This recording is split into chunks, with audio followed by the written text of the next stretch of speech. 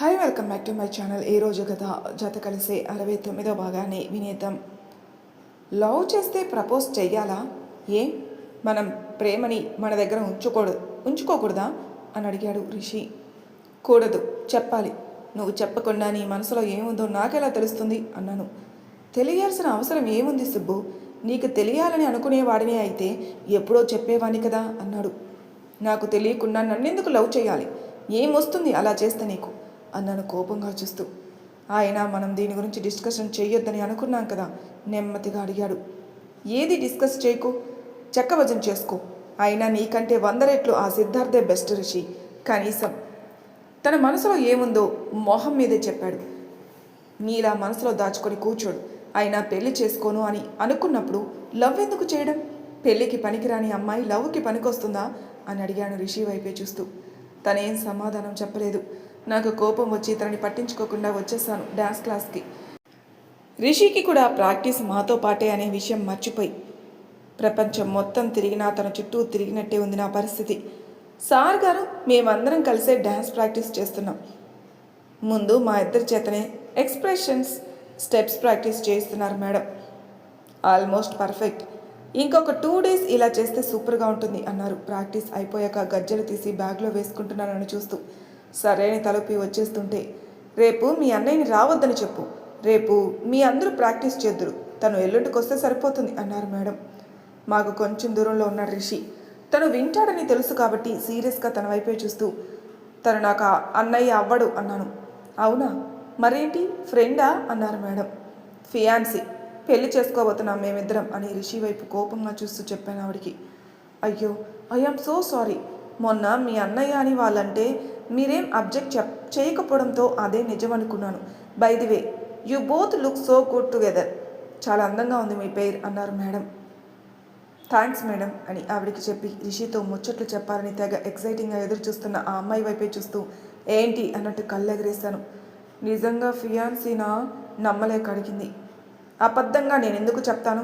కావాలంటే తనని అడుగు అన్నాను. ఆ మాట వినగానే వెనక్కి తిరిగి చూసింది రిషి వైపు. కాదను చెప్పు, చంపేస్తానని వార్నింగ్ ఇచ్చాను కళ్ళతోనే రిషికి. మీ ఇద్దరు పెళ్లి చేసుకోబోతున్నారా? రిషి వైపే చూస్తూ అడిగిందామె. అని చాలా చిన్నగా చెప్పాడు. నిజంగానా? ఇంత చిన్న ఏజ్లో పెళ్ళేంటి అంది ఆశ్చర్యంగా చూస్తూ. ఏ, పెళ్ళికి లీగల్ ఏజ్ దాటిపోయాం కదా. అయినా మాకు పెళ్ళంటే నీకెందుకు నొప్పి వస్తుంది? ఏమైనా ఇంట్రెస్టా ఉందా అన్నాను. అలాంటిది ఏమీ లేదు వెంటనే చెప్పింది. ఉన్నా ఇక మీదట ఉంచకు. ఒక్కసారి నా అనుకున్న తర్వాత వేరొకరు వాటి వైపు చూస్తే నాకు చాలా కోపం వస్తుంది అని ఆ అమ్మాయికి చెప్పి నా బ్యాగ్ తీసుకుని వెళ్ళిపోయాను అక్కడి నుండి. అనవసరమా అంత రూడ్గా మాట్లాడేవేమో అన్నాడు రిషి. ఆ అమ్మాయి ఇందాక నువ్వు టీషర్ట్ మార్చుకుంటుంటే ఫోటో తీసింది. నాకు కోపం వచ్చింది. రిషి ఫేస్ వైపు చూడకుండా చెప్పాను. నేను టీషర్ట్ మార్చుకుంటుంటే ఆ అమ్మాయి ఫోటో తీసుకోవడం ఏంటి అన్నాడు మొహం అదోలా పెట్టి. నచ్చావేమో, మగ సన్నీ లియోన్లా ఉన్నావు కదా. అంత లేదు. ఎందుకు లేదు? చాలా ఉంది నీ దగ్గర. నాకే ఇన్ని రోజులు తెలియలేదు అన్నాను నేను. అరే, ఏ మాట మాట్లాడినా అక్కడే ఎందుకు ఆగుతున్నావు సుబ్బు నువ్వు అన్నాడు రిషి. మరి ఇంకేం చేయమంటావు? ఆ టాపిక్ అయిపోయిందని వదిలేయచ్చు కదా. కూడదు. సరే, సారీ. నీ పర్మిషన్ లేకుండా నిన్ను లవ్ చేయడం తప్పే. I accept.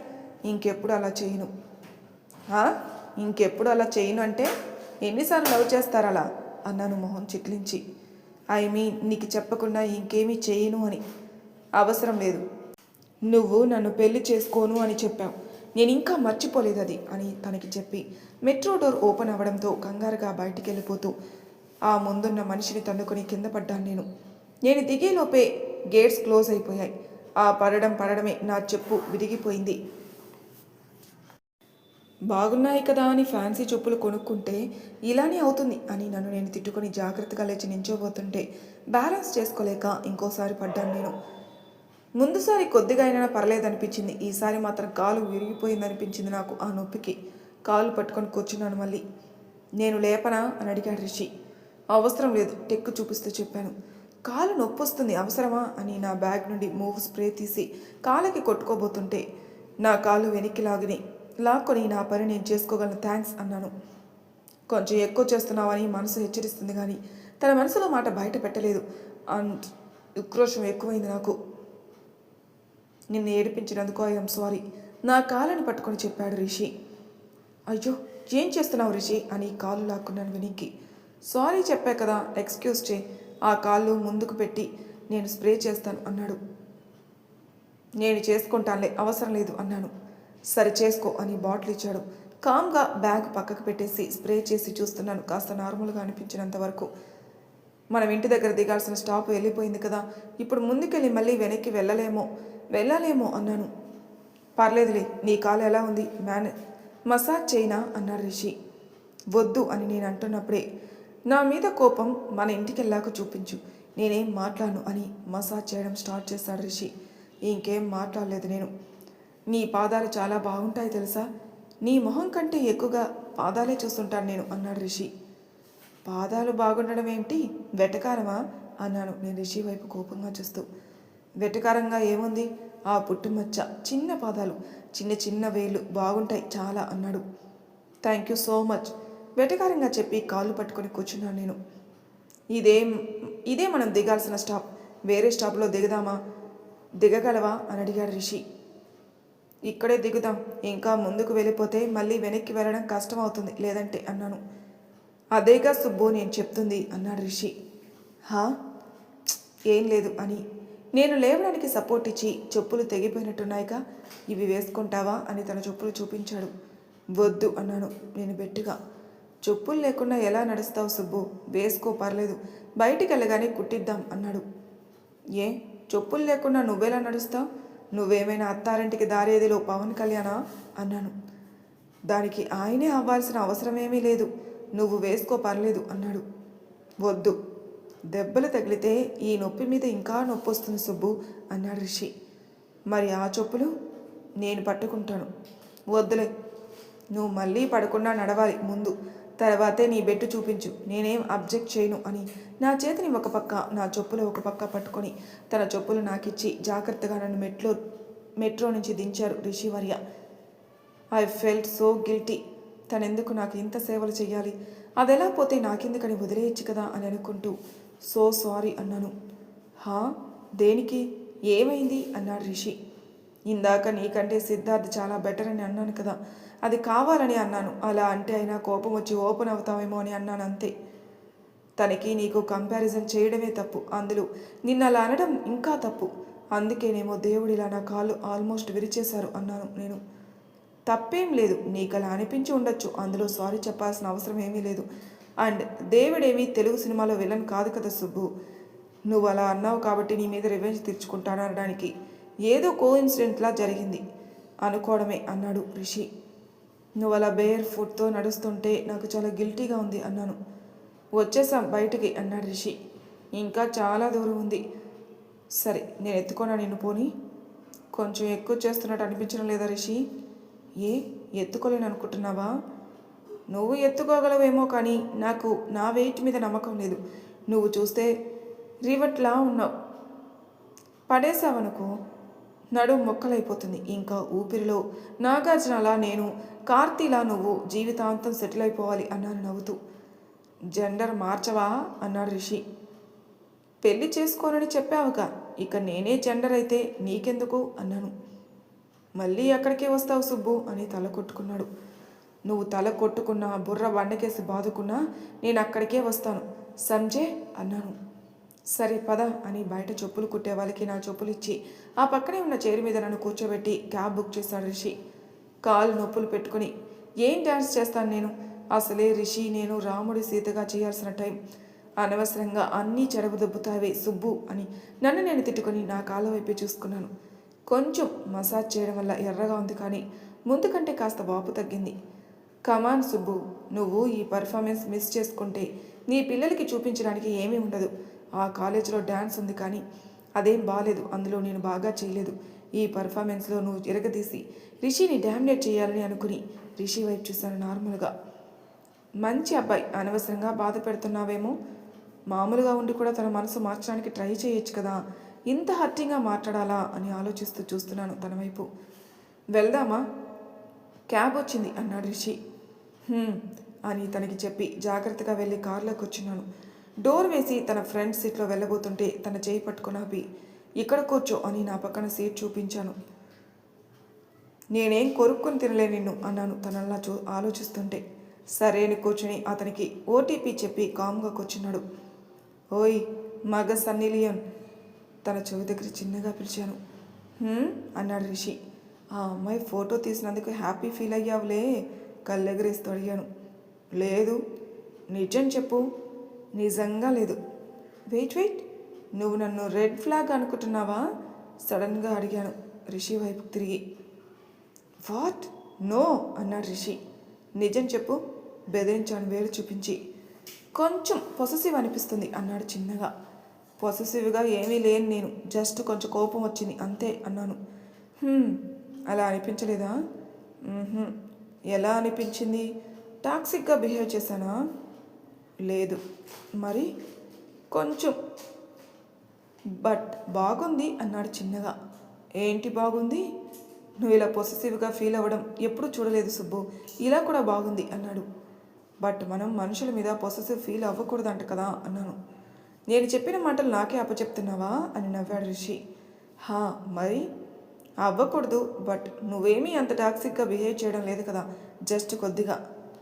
ఒకవేళ ఈ కొద్దిగానే ఎక్కువై నేను నిన్ను చాలా అనుమానిస్తే? అనుమానించవు నాకు తెలుసు. ఏమో చేస్తానేమో. అసలే మగ సన్నీ లియోన్, అందులో బాగా ఫ్యాన్ ఫాలోయింగ్ కూడా ఉంది. జరగని విషయాలు మాట్లాడుకుని టైం వేస్ట్ చేయడం ఎందుకు సుబ్బు, పద మనం దిగాలి అని డోర్ తీసి సపోర్ట్గా చేయి పట్టుకున్నాడు. సుబ్బు కంట్రోల్, వెంకీ ఆసనం ట్రై చేయి, కోపం తెచ్చుకోకు అని నాకు నేను చెప్పుకొని గుర్రున చూశాను తన వైపు. ఏమైంది? డోర్ తీయడమే ఆశ్చర్యంగా మా ఇద్దరి వైపు చూస్తూ అడిగింది అమ్మమ్మ. ఆల్మోస్ట్ కాలు విరిగింది అన్నాను నేను. కాలు విరగడం ఏంటి? ఏది కాలు? ఇలా ఈ స్టూల్ మీద పెట్టు అంది అమ్మమ్మ. అమ్మో నేను పెట్టలేను అన్నాను. ఏం కాలేదు నాని, చిన్న స్ట్రెయిన్ అంతే అని స్టూల్ మీద నా కాలు పెట్టి ఏదో మాటల్లో నన్ను ఉంచి ఫట్టుమని లాగాడు. అయిపోయింది, నా కాలు విరిగిపోయింది. నీకు నేనంటే ఇష్టం లేదని తెలిసింది కానీ మరీ ఇంత ఇష్టం లేదని అనుకోలేదు. ఏదో మాట వరుసకి ఊపిరిలో నాగార్జున అన్నానని నన్ను మరీ చంద్రలేఖలో రమ్యకృష్ణ చేశావు అని ఏడుపు మొదలుపెట్టాను నేను. ఒక్కసారి నడిచి చూడు సుబ్బు అన్నాడు. ఇంకెలా నడవాలరా బక్క సచ్చినోడా, నా కాలు విరగొట్టేసావు కదరా అన్నాను కోపంగా చూస్తూ. ఇంత పిరికితనవేంటే నువ్వు అని నన్ను కసిరి లేచి నిలబడు అంది అమ్మమ్మ. ఇక వాళ్ళిద్దరూ పెట్టే టార్చర్ తట్టుకోలేక లేచి నిలబడ్డాను. బానే ఉంది, అంత నొప్పేమీ లేకుండా. పర్లేదు అన్నాను గొనిగి. జెండు బామ్ రాసుకుని పడుకో, అదే తగ్గుతుందిలే అని లోపలికి వెళ్ళింది అమ్మమ్మ వంట చేయడానికి. కొంచెం కట్టు కడతాను, రేపటికి ఆ వాపు కూడా తగ్గిపోతుంది అని అడిగాడు రిషి. అని తను శ్రద్ధగా కడుతున్న ఆ కట్టు వైపు నా కాళ్ళ వైపు చూస్తూ ఉన్నాను. ఇంకా మంజు రాలేదేమ్మా అని లోపల నుండి అడిగింది అమ్మమ్మ. అక్కకి మెడికల్ క్యాంప్ ఉంది నాని, రేపు మార్నింగ్ వస్తుంది అని కంప్లీట్ చేసి హ్యాండ్ వాష్ చేసుకోవడానికి వెళ్ళాడు రిషి. ఆఫీస్లో కొంచెం మిగిలిన వర్క్ కంప్లీట్ చేసుకుని డిన్నర్ తినేసి పడుకోబోతుంటే మీ బావ ఈ శనివారమే బయలుదేరుతున్నాడట, ఇక్కడికే వచ్చి ఎక్కుతాడట. శ్రీజ కూడా వస్తాను అంది. వాళ్ళు ఎల్లుండి సాయంత్రానికి ఇక్కడ దిగి ఒక 2 రోజులుండి వెళ్తారట అంది అమ్మమ్మ. ఓ అప్పుడే వీసా వచ్చేసిందా అన్నాను ఆశ్చర్యంగా. ఏదో ఉంటుందంట కదా 1 రోజులో వచ్చేది, ఆఫీస్ వాళ్ళు చూసుకున్నారట అంది అమ్మమ్మ. నువ్వలా ఏదైనా దేశం వెళ్తే బాగుంటుంది అంది చిన్నగా. అంటే జాబ్కా చదువుకోవడానికా అన్నాను నేను. దేనికైనా నీకేది ఇష్టమైతే అది. నాకు ఇంకా చదువుకోవాలని ఉంది, మాస్టర్స్ కంప్లీట్ చేస్తాను 1 ఇయర్ జాబ్ చేసి అన్నాను. సరే అంది అమ్మమ్మ. అమ్మమ్మ మాస్టర్ ప్లాన్ నాకు ముందే లీక్ అయింది అనే విషయం అమ్మమ్మకి తెలియదు కదా. రేపు వెళ్ళి ఆ ఇల్లు ఏదో చూసి వద్దాంలే అంది అమ్మమ్మ. ఇప్పుడు నేను ఇల్లు మారను అని చెప్తే చెప్పుతో కొడుతుందేమో అని నోరు మూసుకుని సరే అని తలోపి పడుకోవడానికి ప్రయత్నించాను నేను.